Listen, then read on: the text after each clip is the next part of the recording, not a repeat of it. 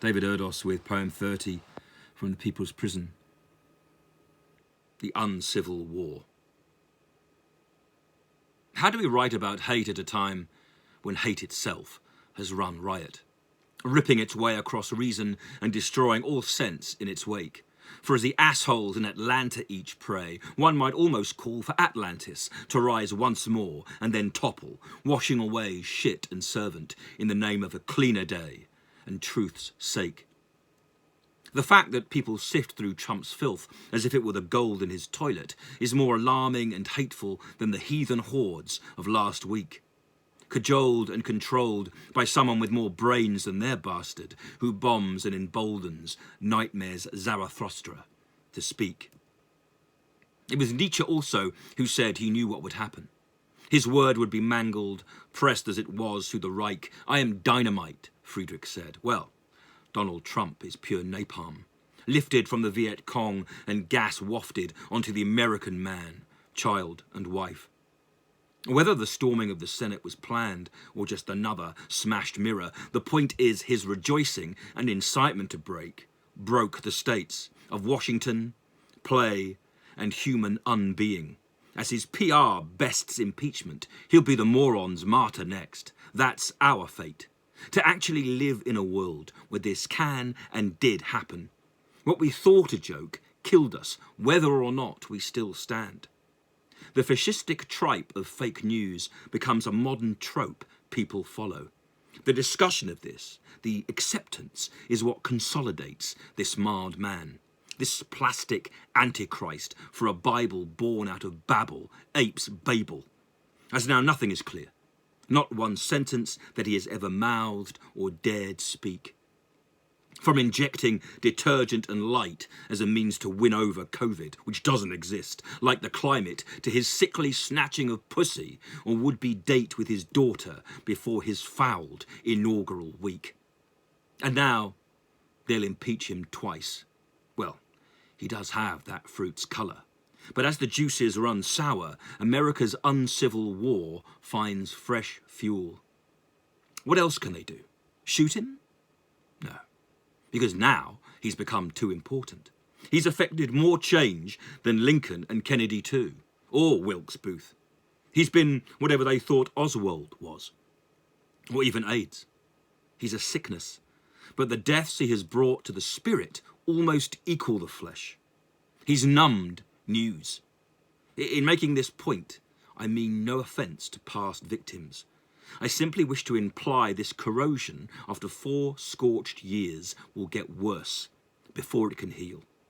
Whatever Biden bids, the left welcomes, but now the right, more than ever, firing in from the far, call for curse. And this has been a time of blight, has it not?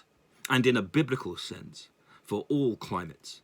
It is not a cold war or a hot war, but a war instead with the air, on which Wagner's Valkyries ride on the wings of germs to stalled fanfare, and where the sky or street space between us has prized and divided and delivered us all beyond care. And so we watch appalled as the never imagined before is enacted. For just as Trump tramped all reason, others rose in support. This is a testament to the times that, like it or not, we are failing. With God as examiner, our revision has either been cancelled or burned by idiots for their sport. Only now, finally, does the fat bird fall, song untweeted.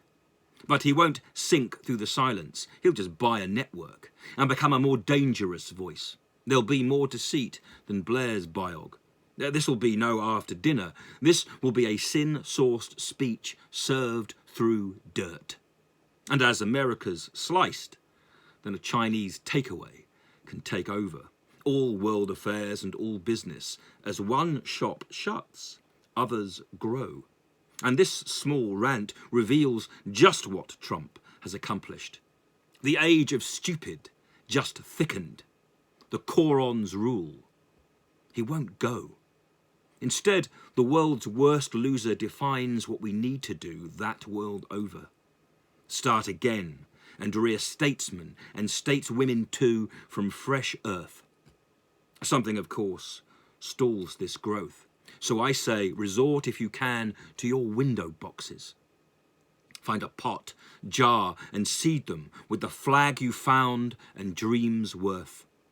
And let us find the means by which this war, freshly raged, does not remain one of attrition, but is instead the hard answer to the question that comes from this year. How did it come to this? That means more to me now than just how do we solve this? We must not fear language. We must make it our own, through the tears. For there is now a fresh war abroad as well as at home. There are several. Call them Brexit or Boris, COVID of course, Donald too, though one was enough. It's a bad joke time. But who's laughing? Only the devil. But he's not down there. He's in you. Defeat him, and then these bastards can't happen. Our society is the parents who, in denying, grant these mysteries their first clue. David Erdos, January the 11th, 2021.